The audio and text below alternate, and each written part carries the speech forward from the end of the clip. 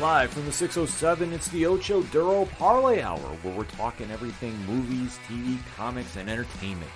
Join in the conversation on social media with the hashtag ODPH, because here we go.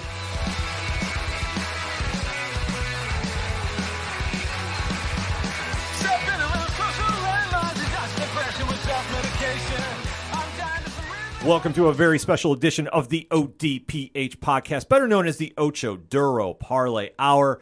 I am your host, Ken M. I'm in the studio by myself, but fear not.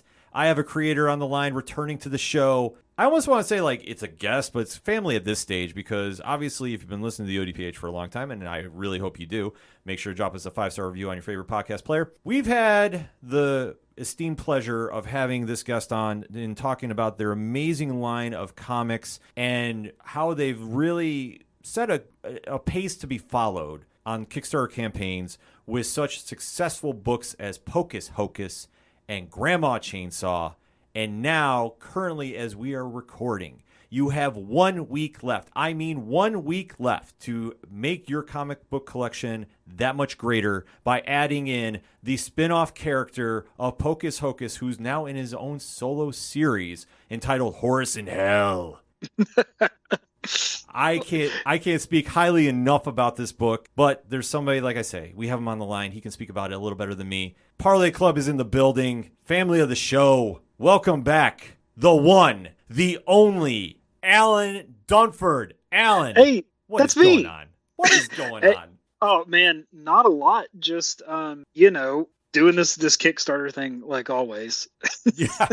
But you do it so well. Oh God, I don't even know why we keep doing it. It drives me crazy at this point. But it is, honestly, man, it's been so much fun. And like you said, with Horus and everything going on, it's Horus has definitely surpassed our expectations. Are already out the gate, and I know we'll talk about that soon, I'm sure.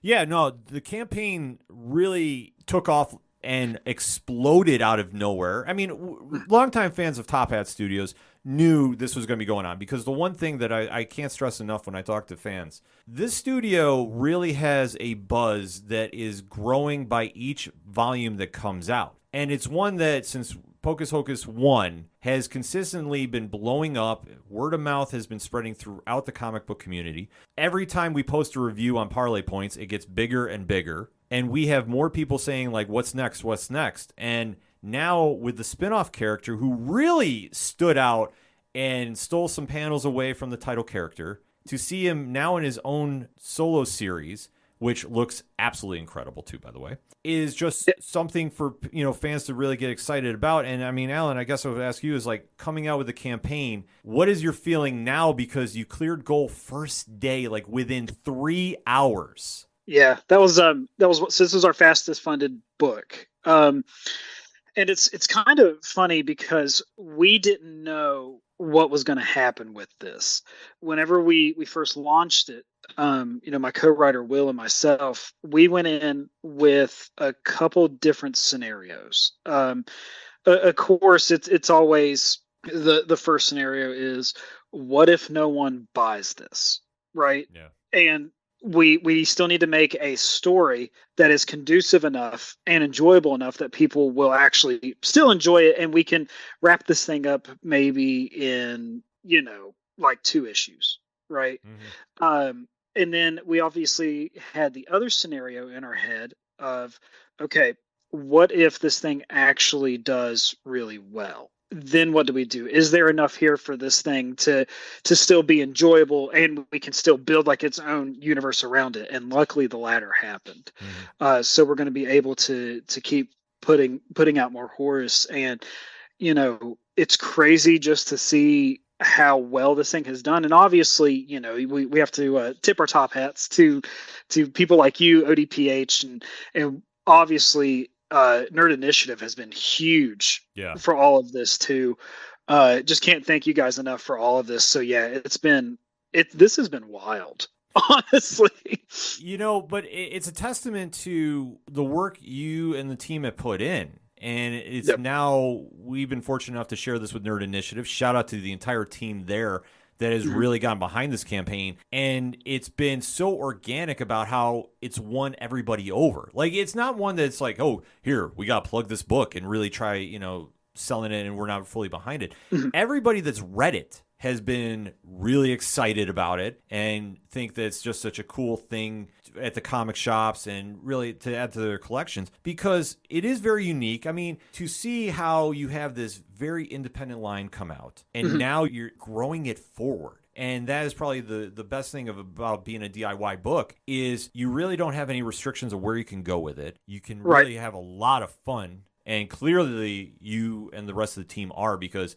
you can just tell by reading it. They're like when it's a true testament about how much creators really care about a book is when you can tell as a reader sitting at home how much enjoyment is coming out of the panels. Like whatever you put in the characters through, like you can just tell. And there is a certain way to get that. And I think I'm sorry, go right ahead. No, I was going to say, dude, no, and that's the thing we like definitely always try to pride ourselves on, right? And we've talked about this before. If we're not having fun creating something, then we are 1,000% doing it wrong. Mm-hmm. So that's one thing we always try to look at is, are we having fun? And if the answer is yes, then the reader's going to be having fun. Right. And that's one thing that, I mean, you can definitely tell. And obviously seeing a badass bunny go completely wild in hell. I mean, why don't you give a quick breakdown about what is Horus and what he is all about? Yeah, there's a long answer and then there's a short answer. So just looking at the campaign. Go right ahead. Yeah, we got time. Just looking at the campaign at face value, Horus in Hell follows the story of a pink demonic rabbit named Horus, who happens to get pulled out of hell from a magician who has these inexplicable powers. He pulls him out of hell, and in the process of Horus being pulled out, he thinks something else is happening, so he pledges his eternal allegiance to this magician, and then he just comes to find out that this guy is not what he thought it was. And the magician, one night after a show, wants to pull out another monster out of his hat, and that's what sets the stage for the rest of the series, is Horus trying to make it right, the things that he's done. And that's something, too, you can definitely see is the friendship here is not exactly one that plays into any typical, team up, I should say. It's more of just one of convenience, and Horus now understanding the playing field that's going on. And just you're seeing how this character is just kind of slowly broken away from being the side character in Pocus to now fans are really excited to see where he's going. Yeah, I think that's the craziest part, right? Is Horus was one of those characters, I think any creator will have this at some point. It's funny because Horus was the one we spent the least amount of time on. Really? Yeah, because he was never intended to be a main character. Horus was just intended just to be a fun, little quick whip here and there, like a magician with a talking rabbit. That's funny to us. But then once he started gaining popularity, it was like, hey, there might be something else here. So we would talk about some of the stuff that we think would be funny with Horus, or would be crazy if we did this with him and stuff like that. And then next thing you know, we're here. Mm-hmm. And it's just kind of cool to see, and it was never forced. It's just funny to see how well it can grow organically. Absolutely. And that's the best thing, too, because when it doesn't feel forced and a character just wins over in popularity, like even put it on to a different scale, it's like when the X-Men restarted and Wolverine was the breakout character. It's almost in the same vein here. And now to see where it's going, and you definitely have that real hype behind it too. And especially this is not anything that looks like Pocus because you did a big switch at the art duties. Kit Wallace is taking over for this book from Brian Rolando, who does the work for Pocus, and Grandma Chainsaw does fantastic stuff too. Kit is definitely bringing a very unique style to it. So when you were thinking about doing this project, did Kit just jump out at you, or how did he get involved? Yeah, Kit was always the go-to for this one. Just because of the work that Kit has done for us before. I think that if it wouldn't have been for Kit Wallace, we probably wouldn't have Horus where he is today, because Kit really took to Horus early. Whenever we were first approaching artists for variant covers, Kit was the one that immediately drew Horus on a cover. And it was really cool to see that, and especially with Kit's own just fun and crazy and unique art style. I think, and I think we'd have been doing ourselves a disservice if we didn't have Kit, because like I said, it just felt natural to always have him. And it definitely goes through there because obviously with the style he does, and I always kind of say it's it's if you're a fan of Scotty Young style, he does have like a very similar way to it. Like it's very cartoonish, but it's very well done in the storytelling purpose. And especially trying to connect Horus, who, like I say, when you see a badass bunny running around with a battle axe jumping at a monster's face, you definitely want to convey that story. Like, okay, this is not going to be like anything we've ever seen before. Yep. And especially going into this idea for Kickstarter, was there any new approaches you wanted to take with this? Because, I mean, obviously you've had success after success with the campaigns and I personally feel that you offer so much to the fans. As being somebody that does support a lot of Kickstarters, I feel that whenever we see a Top Hat production, it's always one that you know you're going to get your money's worth. And now going in with this, obviously, we're talking a spin-off character. You're talking a bunny. How, like, was there anything? Yeah, you are. Yeah, I was going to say, is there anything that you're going like, okay, how are we going to pitch this that we have never done before? Yeah, I mean, every Kickstarter is its own thing. Every Kickstarter is its own beast. You can't go into one Kickstarter and approach it the exact same way as the others. Because if you do that, then I don't know how much success you're going to have, right?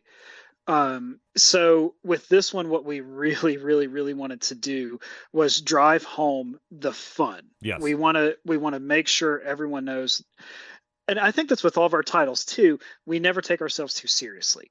We want to make sure that if you pick up a comic book, you can just turn your brain off for a little bit and just have a blast and just read something. We always want to try to deliver the unexpected. And I think that is kind of our expectation now is to deliver the unexpected, right? I could definitely see that. I mean, obviously reading Pocus to Grandma Chainsaw, there's always this bit of mystery to it. And it's something too, as a fan, you don't want to think, okay, I know the story when I've already read issue 1, if that makes sense. Right. Like, no, it makes total sense. Yeah, you want to have something that keeps you engaged. And especially when I first heard about this, I was like, okay, I'm already in because I think Horus does steal so many panels away in the regular series of Pocus that I'm like, okay, you don't need much convincing for me. But to see how it was presented too and really giving him his own solo adventure, I mean, this is something that I think is going to win a lot more fans over, and especially ones that want to find something different. And that's something that I always know when I pick up a Top Hat Studios book. I know there's going to be a lot of humor, and there's going to be usually a lot of horror mixed in. And it's done, and it's done at such an equal balance too. It's not like we go real heavy in one way and we kind of just trickle in a little of the other. It's pretty much a 50-50 split throughout the book, but it flows very well. I mean, that's a testament to you and Will setting everything up and really kind of saying, okay, let's give the fans, a really good story, but so many different elements put in. Well, thank you so much for that, because we're really mindful about fans new and old. And, that's a really good segue for the next point I was actually about to make. All right. With Horus, that was one of the approaches that we had to do too, was, okay, we're 5 issues in on Pocus, right? There are people out there. I mean, we're getting, every time we launch a Kickstarter, we see new faces, and that is the most exciting thing. It's also exciting, obviously, to see returning faces, because that means you're doing something good. But it's great whenever you see someone new hop in. You're like, oh, awesome. That's just, you know what I mean? It's just someone else to really hope that we gain their trust and their support going on and going forward. But with Horus, we had to approach it as its own standalone thing. You do not need to read the first 5 issues of Pocus Hocus to understand what's happening. Right. Because it's unrealistic for us to go in and be like, hey, we're doing a spinoff series with Horus. He's from Pocus Hocus. But to really get it, you're going to need to read all 5 issues of Pocus Hocus. And I don't think that we would be in the situation that we are in right now, because that's not catering to anyone new. That's just catering to the people who have stuck with it. Right. I mean, obviously, if you've read Pocus 1 through 4, 1 through 5, you'll see little things in there. You'll catch little references. You're like, oh, that's, Pocus is talking about his dad right here. Or, oh, it makes sense for why Horus is acting the way that he is around Pocus, and stuff like just little things like that. But again, our intention was to deliver something on its own. And it's funny because, you read Pocus Hocus, you understand that Pocus sold his soul to have actual powers to impress his father and blah, blah, blah. And his assistant Emily was picked up in the promise of being able to be taught magic and stuff like that. But whenever you read this, it just looks like a crazy dysfunctional stage show. Yes. And you have this magician who has these inexplicable powers for how can he pull stuff out of hell. And it's just fun like that to be able just to turn your brain off without really needing any backstory for the other stuff. Yeah, and it definitely works too, because especially like you touched upon, with every project you have coming out, there are new eyes looking at it, and especially ones that are hearing it from word of mouth. And then when they finally go in and pick up a book, you want that reaction to be very welcoming, and you want them to obviously get hooked on a series. And then especially now, seeing how successful the campaign was out the gate. I mean, you think about it, you cleared goal in 3 hours or less than, to be honest. Like, I was trying to keep track. And it went by really fast. Yeah. Like I said, we didn't expect it because, granted, I think everyone will have a difference of opinion when you ask them about certain aspects of Kickstarter. I try to always do it from a gut feeling, which is usually probably wrong, but they say the times you're not supposed to launch are holiday months and then summer, because holiday, obviously it's holiday. People want to be spending their money doing different things, or they're tied up traveling, vacations, stuff like that. And the same can also be applied for the summer months, because it's summer. People travel for vacations, things like that. So you don't really want to run a Kickstarter because you could be missing out. But yeah, we took a risk, and it's again, this has been such a huge celebration for everyone on the team, because what's awesome is, even though Brian Belando, who is our artist for just about everything we do, even though he's not on the book right now, he's still celebrating with us. Like, he's still drawing up stuff that we might even be using for stretch goals if we keep blowing it out of the water like we are, because Brian is just so happy to be on the team. And I think all of us understand that this is so big for everybody, because not only is Horus getting the love, but we're having people add on Pocus Hocus #1. We're having people add on Grandma Chainsaw 1 and 2, just so it's cool. It's cool to see like the audience just grow organically like that. And I think that's a huge testament too for some creators, is it's okay to step outside of your comfort zone and deliver something a little bit different, because that's just more variety for your audience to love, and maybe even find people who will dip their toe. Maybe people don't really like horror, but they like Grandma Chainsaw now, and they never thought they would in the first place. And maybe you get someone that didn't think they'd like this Faustian tale about this magician, and who knows, they might love it. Yeah, and I love that Brian is still celebrating with you guys too, because I mean, you think about for where you started and where you are now. I mean, just in the course of a couple of years, and just how much. Yeah, 2 years now, I think, is about where we are, which is crazy. Yeah, that's like, that number just blows my mind. Just because, me too. Yeah, I mean, I can only imagine. But to think about like when it first started, and I just remember getting the word from Frank from Geek Freaks Podcast. Shout out to Frank always, who was just like running in a chat, just screaming like, "You need to go read this book." And I'm like, "Oh my god!" And just really couldn't hype it up any more than anybody could. And then obviously to think where it's gone now, and just more people are getting involved with it, and you are seeing that too. And especially, I love that part of the Kickstarter as well, where you're offering the back issues for fans to go back and check out, because obviously with Horus being a spin-off character, yeah, there's a little bit of story with him too, but Pocus stands on its own. Brian's art is fantastic in it too. And then if they really want to try something, you give them Grandma Chainsaw, which is an amazing story in its own right, which is out. Like I say, 2 issues out right now. I know more is on the way, but yeah, it's a 4-issue mini run for Grandma. So Ken, you just read the halfway point, and it's just this series has been a blast. Sorry, I just love it. No, I just love Grandma Chainsaw. So no, go right ahead, because I mean, obviously, let's give a little segue here. If anybody is listening to this, obviously, Grandma Chainsaw, why don't you break it down for us? It kind of does what it says on the label. Yeah, it's a chainsaw wielding grandma who's a murderer, right? Yeah. And it's our love letter to the classic horror that we grew up with and love. Evil Dead, Texas Chainsaw Massacre, obviously. But we always try to drive it a point home, and I know a lot of people say this about their stuff, but I promise you, we're trying not to give too much away, because there's a lot to that book that leaves you guessing and wanting more. Yeah, I definitely have to agree to it. I mean, without doing too much spoilers, the last page of issue 2, I have got a lot of questions. I really got some that obviously I won't say on air. They'll be saved. They'll be saved for a DM or a call later. But that's the kind of vibe you want, because there's so much that is going on too, and especially if you really love classic 80s, 90s horror. Like that is where it plays into my wheelhouse, because I have never been a huge horror fan, but since I've been now getting into more horror comics, much like Hocus Hocus, and kind of really running with it, I've now become more of a fan to it. And now seeing how things are set up and things that are playing out, it's always enjoyable for me as a reader to get into this, because like it takes me back to that era. And like I say, if you're really looking for a very vintage horror story, Grandma Chainsaw plays into that, and it's like one of those classic movies from the 80s and 90s. Like it has that fun vibe of horror and dark humor mixed in too. Yeah, and that's, again, we try to have fun, right? That's our big thing. And yeah, this, especially just all the other stuff that we have coming down the pipeline too.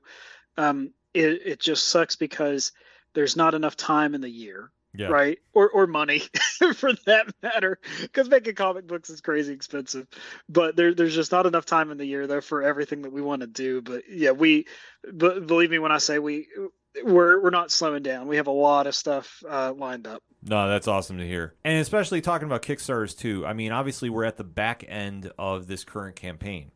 How important is the final stretch run to the end? I mean, obviously you've hit goal, but still we're a week out. And is there really that much of an importance still left? Or to anybody listening at home who doesn't really understand like the concept of this, is it really important to really drive the point home? Or is it kind of like, okay, we've hit our goal, we can coast a little bit? So this is like, this is real talk now, right? A lot of times some people do it, some don't. But our goal, whenever we put on a Kickstarter, we try to put something realistic on there, right? Like, this is how much we need for X, Y, and Z. Our initial goal for the book was $2,000 that we had on there.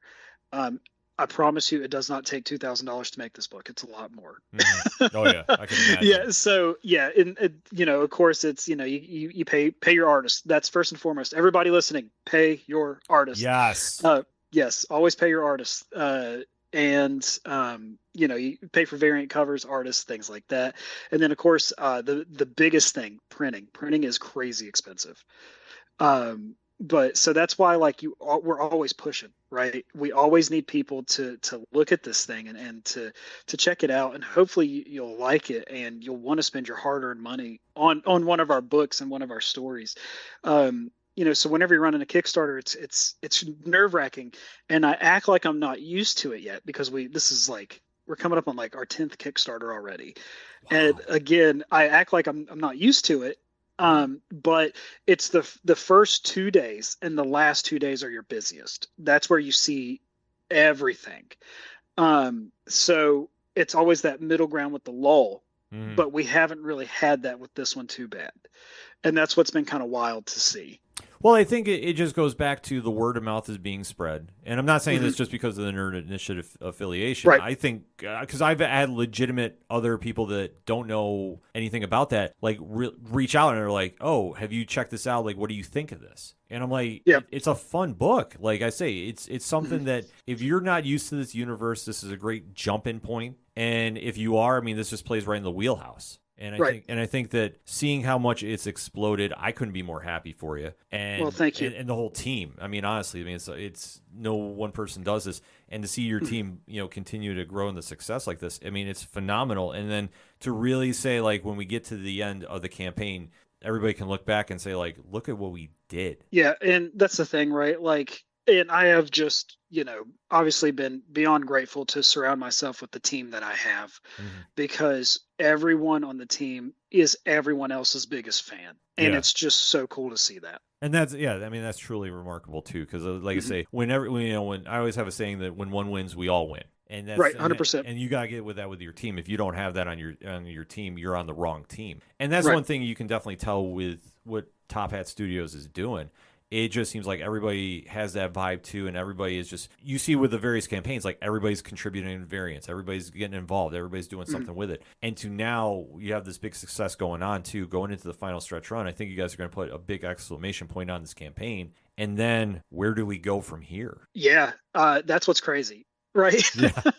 Okay, so like I said, we're working on a couple different stories too, but the trajectory that we're kind of setting up for ourselves is without saying too much, because of course ODPH and Nerd Initiative, these guys will probably be one of the first to hear whenever we finally have it, but expect to see Pocus Hocus in your comic book stores very, very soon. Yeah. Let's Yeah, go. we're crazy excited for that.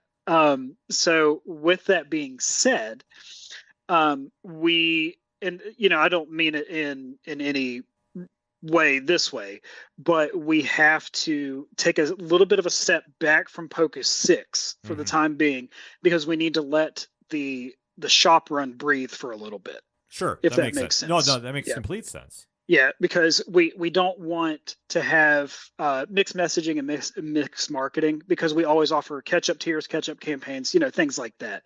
So we just want to make sure that we can let that run breathe for a little bit, let it do its thing, because Pocus 1, 2, 3, and 4 are going to be a back-to-back run, which is just kind of crazy to think about. But that's awesome. I mean, Yeah. that's truly a remarkable feat. I mean, you think about how big comics have been coming from Kickstarter and now going to a major publisher and now going to the comic shops. I mean, obviously, it's one thing to do directly, and that's awesome too. But when you finally get that book on the shelf and when you walk into a shop, and I stress this so much every time we talk comics on the ODPH. There's nothing like walking into your comic shop on a new comic day and seeing a book there that you're like, wow, and just having that emotion going in. I mean, obviously, when Pocus hits the shelves, even though it's been out for Kickstarter, there's still going to be that emotion, because Right. there's no way you can duplicate that. I mean, you can have it mailed to you, sure, but when you go into a shop and see it sitting there with all the big publishers and all the small tier level books there, and like, is that the biggest sign that they say we've made it? Yeah, I think the biggest sign to say that we made it is whenever we see like Netflix sponsor, you know what I mean?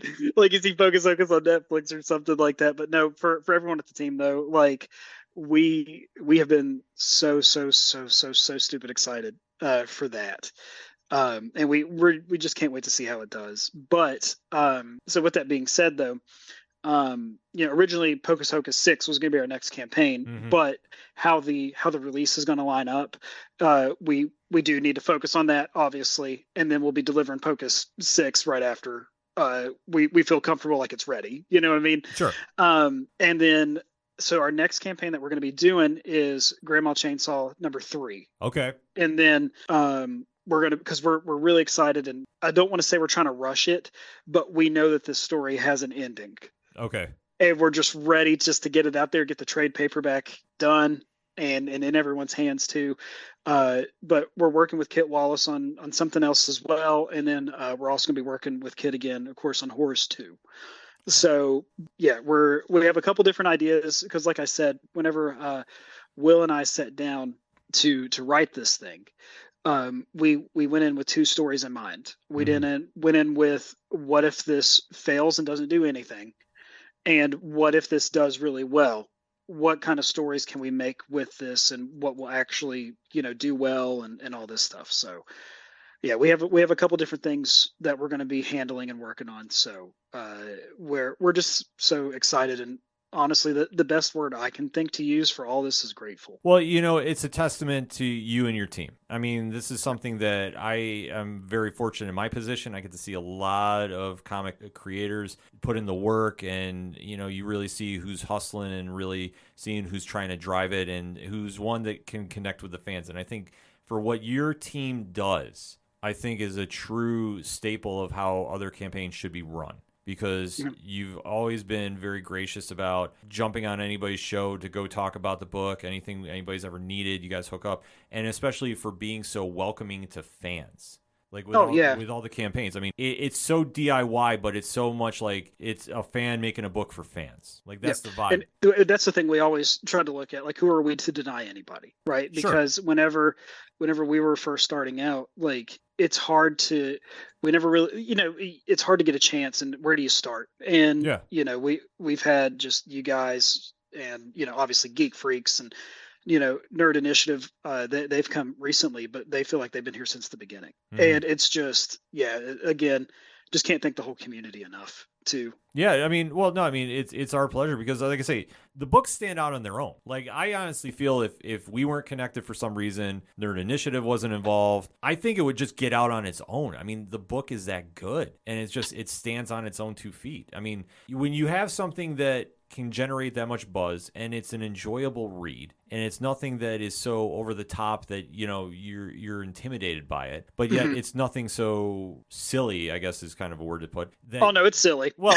but it's silly in the good sense. Like, there's not so much like over the top slapstick humor. Yeah, I got you. Like, that's the kind of thing with it, that when you can do something like that, and it's something that we do see in other books, but I think it comes off so genuine. And I mean, that's the one thing that we can definitely see as readers. There's such an authenticity to it that you can definitely tell that everybody's having fun doing this book, that it's not meant to be so over the top. And we're seeing really how far we can push it. And then the reaction obviously speaks for itself, that you have growing campaigns. You have so much word of mouth involved to it. I mean, it goes back to what you guys are willing to do for this and really get fans excited about it. And that's one of the best things about comics is like when you can get with other fans and say, have you checked this book out, and just have that conversation and get that excitement going. I mean, with everything you all are doing over there, that's where it really jumps out. Oh, I appreciate that so much. Thank you. Oh, absolutely, man. So before I let you go, obviously we're talking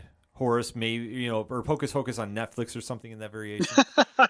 So if you had your chance to cross over Horus with anybody on a live action and animated, who would it be and why? I had to throw you a curveball on the spot. So yeah, no. Who would you want? What would you want to see? See, I'm kind of like mixed a little bit because I would love to see a cameo in like the world of The Boys. I think that would be just like completely out of control.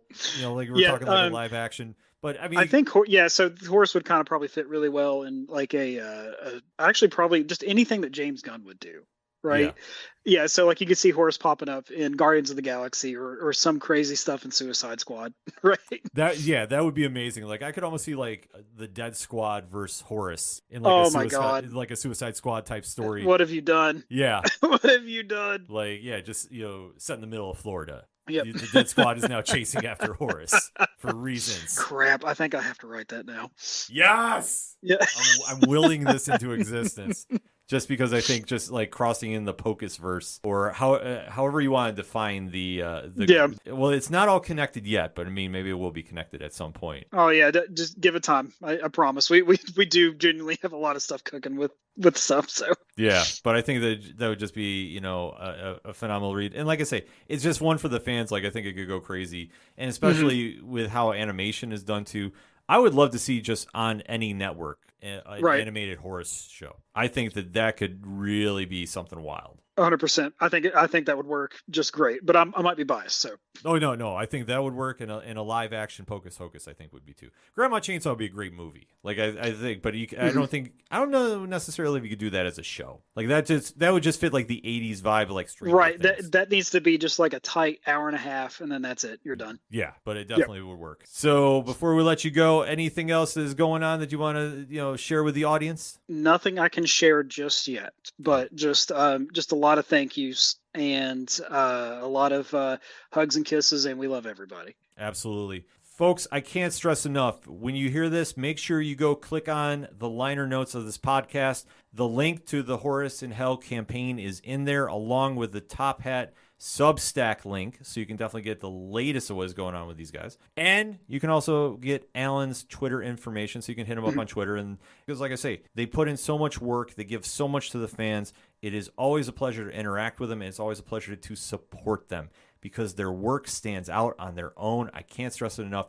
If you don't have Horus in Hell #1 in your comic book collection, you're seriously missing out on a fun, entertaining book that will definitely keep you well amused going into the fall when Pocus Hocus hits your comic shops. Alan, thank you again for swinging on the show. You're welcome back anytime. Hey, thank you so much for having me. I appreciate it. Absolutely. For anything and everything that is the ODPH, you can find it at ODPHpodcast.com. That is it for this edition of the show. My name is Ken M, and I've said it once, I'll say it again. Make sure you go out and buy Horus in Hell, Volume 1. We'll see you next time.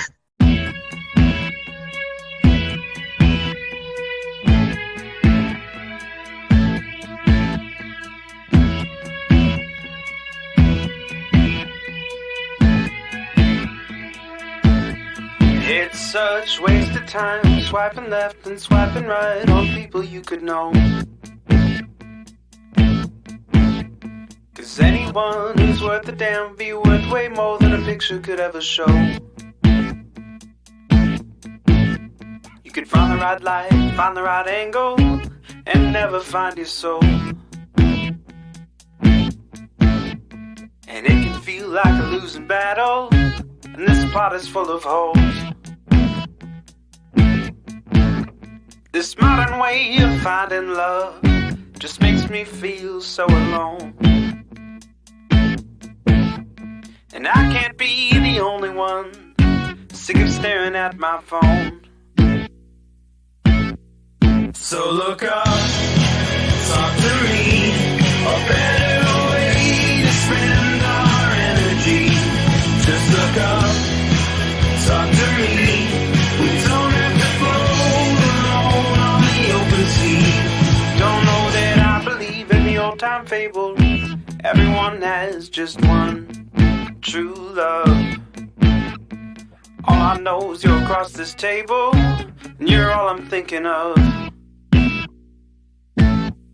So look up, talk to me, a better way to spend our energy.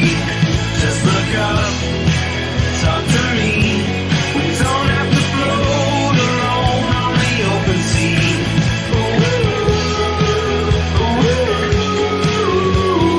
Talk to me.